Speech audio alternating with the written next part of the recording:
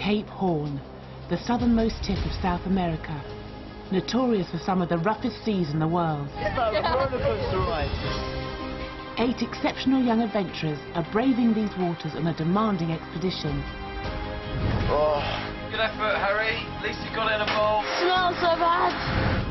Following in the wake of some of the world's greatest explorers, they're travelling far from civilization to work with endangered animals. The wildlife is completely amazing.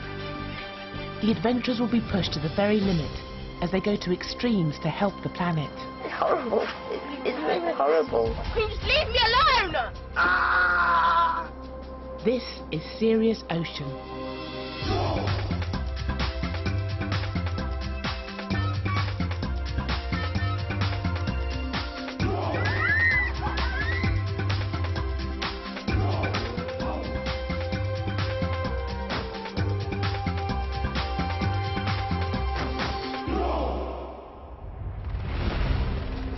Coming up, an awesome flight over breathtaking glaciers. Oh my gosh.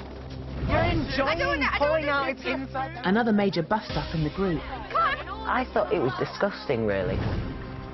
And a marathon journey down an icy fjord. It's so amazing. I love it. It's 9 days into the expedition, and the team's been involved in some amazing animal research, surveying rare leopard seals, dropping in on a colony of albatrosses, and helping put a satellite tag on an elephant seal. Really amazing. I really feel like I've done some good. 3, 2. Sea kayak training left Harry completely spooked. This was petrifying, but I'm glad I've done it. David and Sybil spent more time arguing than kayaking. Shut up! And got themselves into dangerous waters. I'm actually really quite annoyed.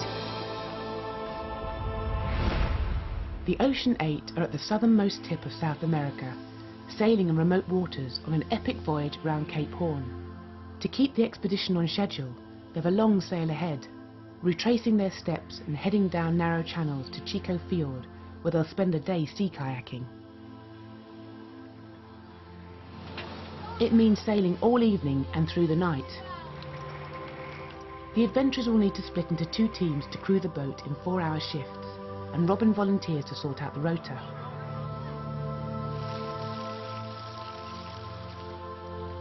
But it doesn't go down well with Callum. No, that's not. This is so unfair. We've got you as well, it's not just you. His night shift will start at 2:30 a.m. It's so unfair. I know, but everyone's doing it, okay? I know. What do you want me to do? I know you can't do anything. See, and I'm it's not just blaming you. I'm just saying it's unfair. Well, you're yelling at me, so I'm just going to leave you. So I just had a bit of a stroppy moment. And now Robyn's shouting at me, and I can't even be bothered. He'll be on the same shift as David, just as on the last night's sail. On that occasion, David had real trouble staying awake, and the group teased him endlessly. I'm the most energetic person out of this whole trip. I've never heard such rubbish. I am the most energetic. Even so, he's not at all worried about the night ahead. Just do it. Get it over and done with. I'm quite happy.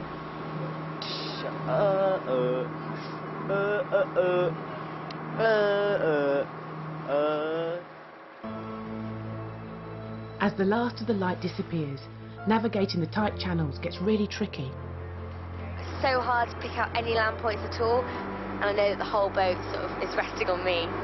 You're probably going to have to just do it on the compass now. Assistant leader Polly keeps a close eye to make sure they stay out of danger. Okay, just let it come round. And back round, correct it. That's it. That's good.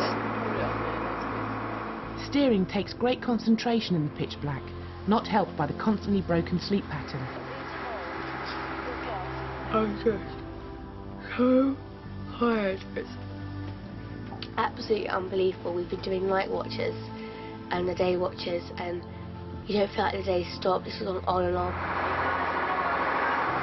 Put loads of clothes on. It's freezing out here. Despite the cold, it's actually summer, and so far south it means the night is extremely short. enough, it's 2:30 and the sun's rising, which is a bit strange. You learn a new thing every day. It's time for David and Callum to begin their shift. David. Callum. And it's well worth the early start. So am I just going to the left of that mountain? Yeah. You ready? Yeah. They witness the most stunning dawn of the entire trip.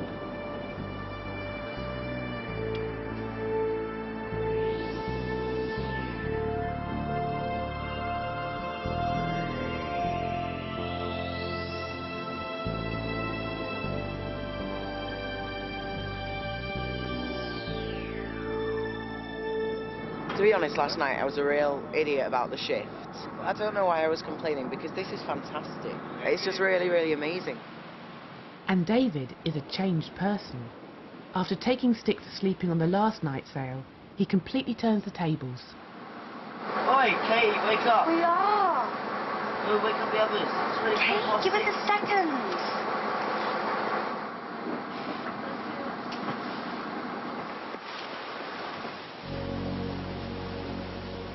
In all, the team cover well over 100 miles, and by mid-morning they reach their destination, the mouth of the Chico Fjord. What none of them know is that a helicopter is on its way to meet them.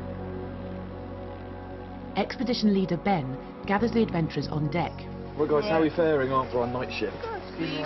Sleepy? Harry? You tired? No, Harry, you were asleep then. It's just like, well guys, most importantly, we have an amazing treat today, okay, for one of you. One of the team is about to get the ultimate view of the area.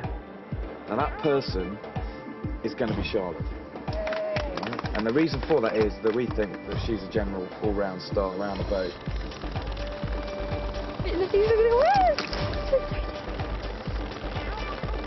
To be honest, I am jealous because I'd love to have done it. But if I had to pick someone to go, it would have been Charlotte, because I think she really deserves it.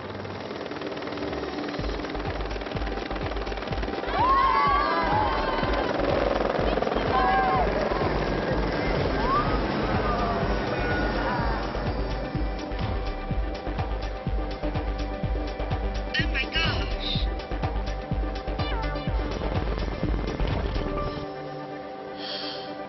Wow! That is absolutely amazing. Charlotte is treated to a bird's eye view of the route they'll be taking later. This is the fjord we're going to be kayaking down this afternoon. Right. At the end of the field, Ben points out a beach right by a glacier. That's where we're going to be tonight. The aim is for the team to camp overnight on the beach.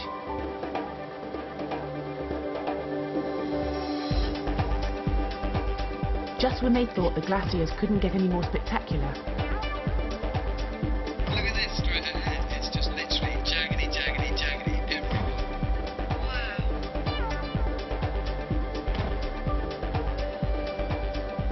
and finally the icing on the cake, a rare view of the region's highest peak, Mount Sarmiento. That is a sight.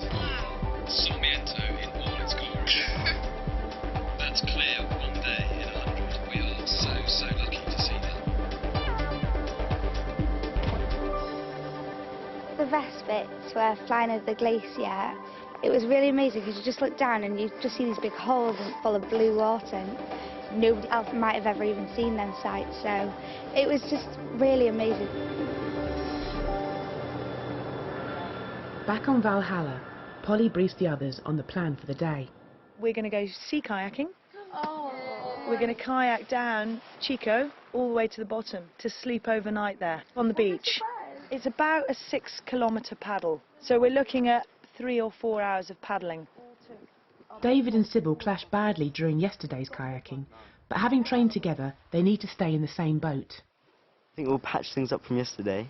I definitely think we're going to get on today. Sybil? There's saying it and then there's doing it, and if you don't do it, what's the point of saying it? So I'm going to open my mind and listen to David and help him make that speech come true. Sybil and David, I want you guys to have a good wee chat and let's enjoy it. This is sea kayaking at its best. The team are in high spirits as they begin the marathon 5-mile journey.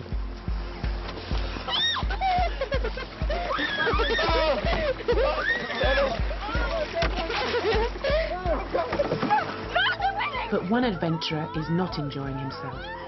In training, Harry had a phobia of capsizing, and he's getting very nervous again in the ice-cold field.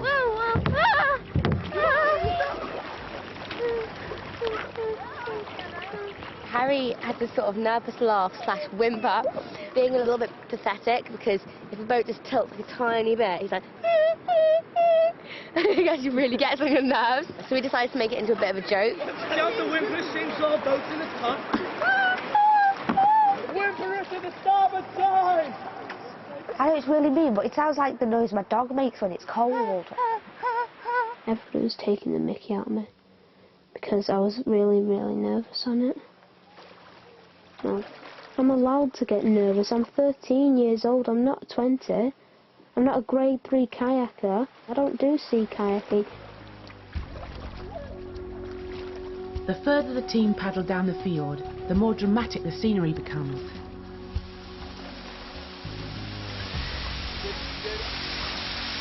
How amazing is this?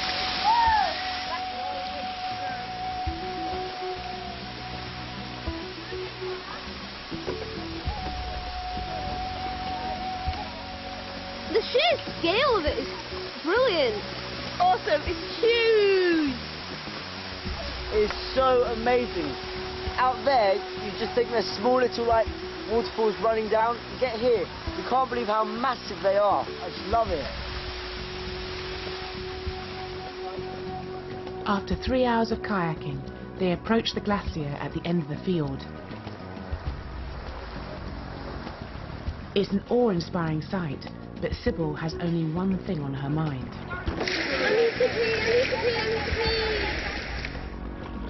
Unfortunately, her teammate David is completely preoccupied with the view. How amazing is this? It's not even paddling. Look how amazing that is. Can you just carry on paddling, please? After successfully burying the hatchet for most of the journey, tensions are rising once more. Paddle. Look at the glacier. When did you ever get this close to the glacier? Never.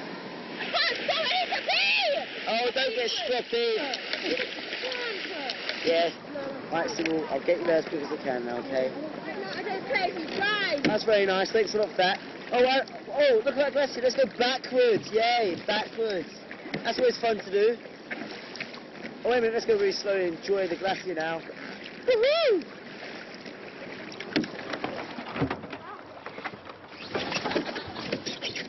As Sybil finally makes it ashore, relations with David hit a new low.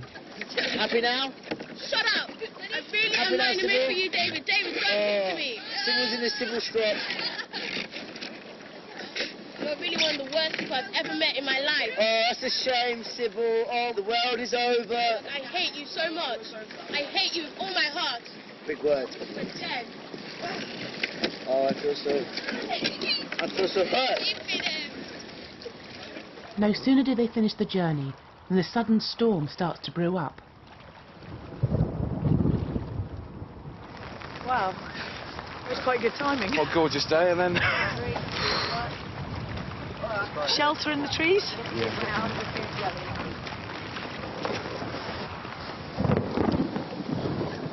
You just want to just keep moving, Harry, yeah? Keep nice and warm, Sybil. Just keep nice and warm, okay? After the latest clash with David, Sybil is distraught. He just kept going on about how I'm an insensitive person and saying, oh, go on, have a little strop, okay, winding me up. And I said, wait, Dave, I kept telling him, stop. I said, I hate him, I'm not joking. No, you don't mean that. You don't mean that. I mean it. He may have got under your skin and you may dislike him at this moment in time, but you don't really hate him. I do. No, you don't. No, you don't. I think a bit of Michael Jackson's going on. Oh, dude. In contrast, David seems determined not to let the incident get to him. So, okay, she wanted to go to the toilet, but this is an amazing sight to see, especially when kayaking. Yeah, and I didn't want to ruin it. So now I seriously don't understand what I've done to upset her. it's stupid really, and I think it's quite funny, her shouting in my face. Is it worthwhile yourself and David sitting down and just having a little natter? Just the two of you? No. Well, Not now. because the problem is that he probably doesn't realise that he's been insensitive and done anything wrong. And you've got a big issue with it, because you can't stand the sight of him at the moment because you can't look at him. And that can't continue for the next 2 weeks. And he's got to be a lot more caring and aware of what he says and how that affects other people. But similarly, you've got to not allow someone like that to get to you. And there'll be times when you really want to explode and you just have to button your lip, yeah, and just sit on it and allow yourself to calm down. Come on, David. The plan is to spend the night bivvying, sleeping rough on the beach without tents, but the weather is showing no sign of improvement. I'm freezing. Ooh, it's right over the top of us. Ooh. We could bivvy, yeah, and we'd be fine. It just means that our sleeping bags and everything will get wet. You'll be warm enough, it's just that you could wring out about 3 bucketfuls of water out the bottom of your sleeping bag in the morning. So what we're going to do now is we're going to move you guys back onto Valhalla, and we'll stay on Valhalla tonight, okay?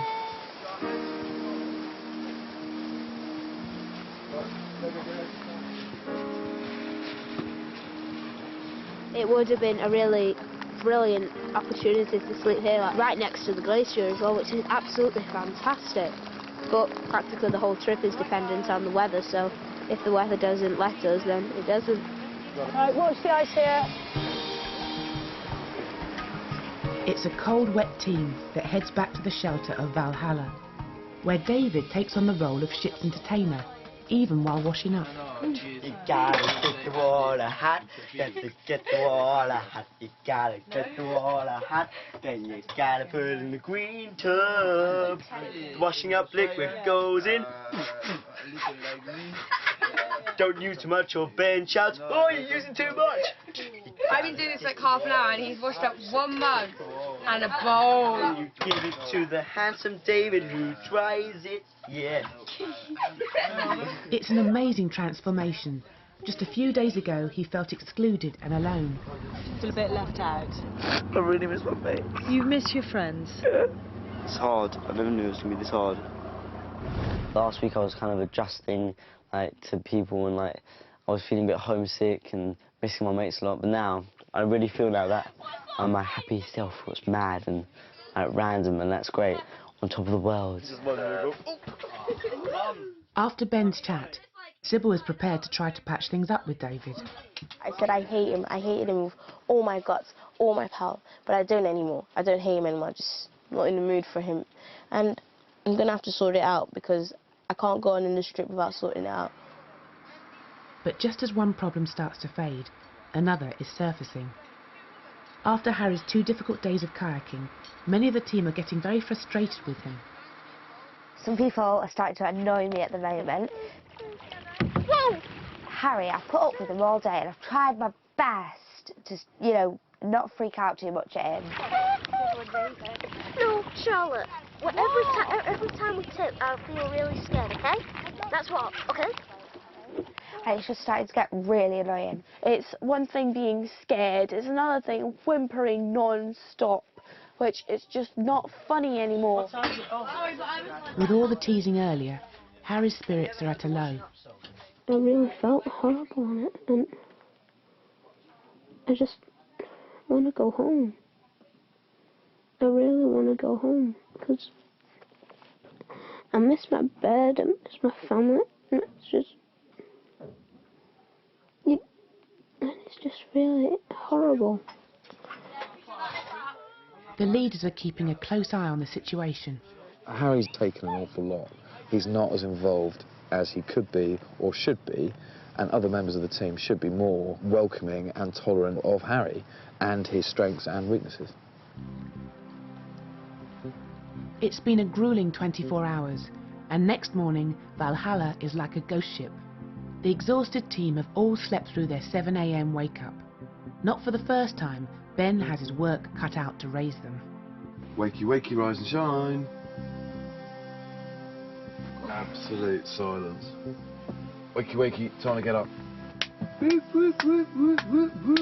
Come on, no more elephant seal impressions, everyone.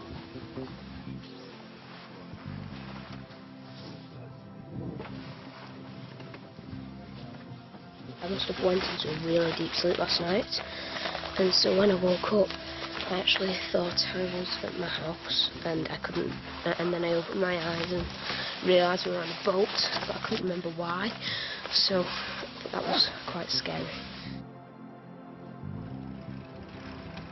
Today the adventurers need to continue their voyage, sailing back out of the fjord towards the open sea. They're heading down Canal Coburn, anchoring overnight along the way, ready to head out into the Pacific. It's now day 11 of the expedition, and the 8 adventurers have spent almost the entire time living together in a tiny space. Cabin fever is taking hold again. Like chickens in a pen. Chickens with lots of random pieces of clothing scattered everywhere. Anyway. Callum, you get cabin fever, you're going crazy, you hear me? Our bed is a corridor and everyone dumps stuff on it and sits on it and then everything gets lost. I get no room. You can't even sit down to put any clothes on because everyone else is sitting down and putting their clothes on. I want to be able to just go and sit on my own or go for a walk. I just want like 10 minutes on my own for just 10 minutes. Get my sanity back. The team have found it's like being in a pressure cooker, where the tiniest issues are magnified out of all proportion. And later in the day, the simple matter of a fish supper is about to spark one of the biggest rows of the trip. Oh my God! Oh wow! Wow! A huge fish has been caught by Expedition Dr. Antonia while the adventurers are away kayaking. Wow, cool. It's called a pink ling. It's like a funny. You're like a 2-year-old. Touch the pretty fishy.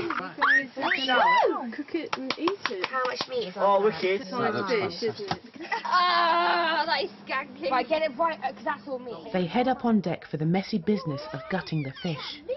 No, that's not meat, that's gut. Don't drop it in the sea, I want to play with it. No, there's another fish in there, there's another fish in there. I got the fish out.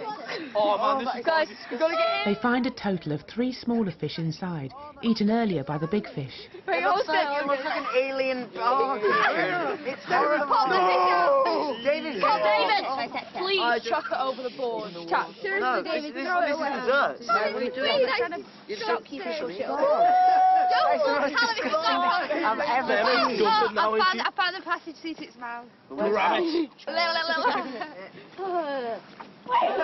Fooling around with the fish is starting to upset some of the group.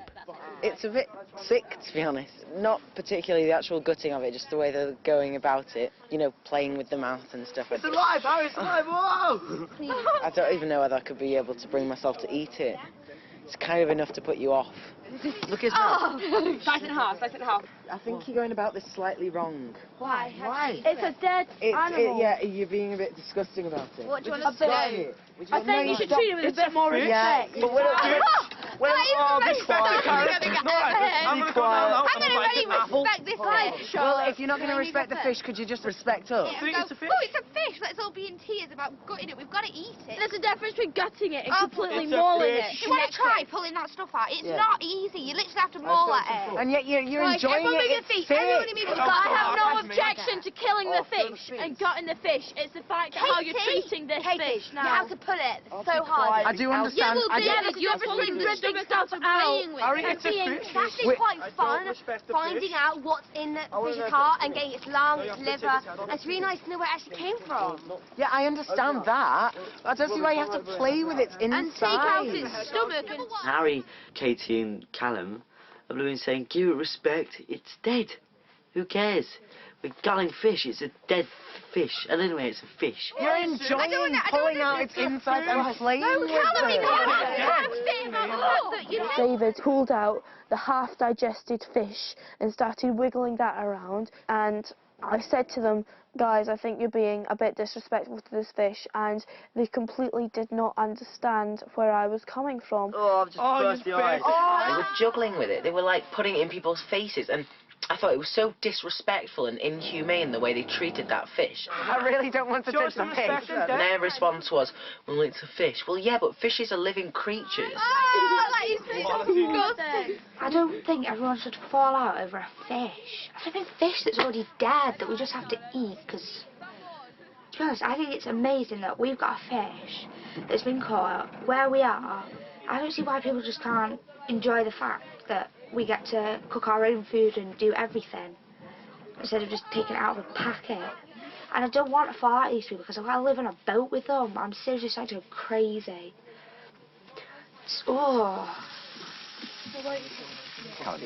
When it comes to cooking the fish, Callum and Katie insist on being in charge. I'm going to cook the fish because I believe that the fish deserves way more respect than what the guys have been giving it. In the confined space, the argument's soon heating up again. What we want to say is, can you stop accusing us of playing with the fish and being unhumane? Of being unhumane. We were looking at it because it's interesting. You never get to see that. Did you see what David was doing? Okay, David played with the fish, but that's just David. David doesn't count. That's not a valid excuse. Oh, well, David played with the excuse, but that doesn't count because it's David. David chopped off its head and started feeding the undigested fish back into the head. Sorry, I hate you. You find it funny. Yeah. Robyn, you just don't understand at all. They all got really angry with me, the fact that I was like insensitive and I couldn't see their point of view. I can see their point of view, it just doesn't make sense to me. Like, it's complaining we're playing with the fish and that's not very humane and you've got to treat it humanely even though it's dead. It's just, I don't get it. It's just... Next plate. At last, thoughts turn from fighting to food. I've tasted it. It's one of the best things I've ever tasted in my life. I offered to go wash off. It tastes really good. It tastes really fresh as well, doesn't it? That's delicious. It's starting to play. Despite preparing the fish, Callum and Katie decide to take a stand and refuse to have any. I would have eaten the fish if they hadn't been so cruel to it. I just wanted to show that I wasn't okay with that. And I know it seems silly, respecting a fish, but I thought it was just disgusting, really. Don't go into the side. And then they go. It doesn't work. For the leaders, it's no surprise that such intense conflicts keep flaring up on board. The key thing about cabin fever is it's bound to happen. You know, 12 people living in close confines with one another on a boat and you can't get away from one another. They play with it, they open it up. You have to learn the ability to get on with people. And that's what these young people are doing. But it's kind of like going, guys, you just need to be a bit more sensitive to one another. Next time on Serious Ocean, camping out in a giant cave. Just an amazing place to wake up in. A serious shower in an icy stream. And confronted for teasing Harry. Really sorry. Yeah, I'm really sorry. Real complete. Yeah.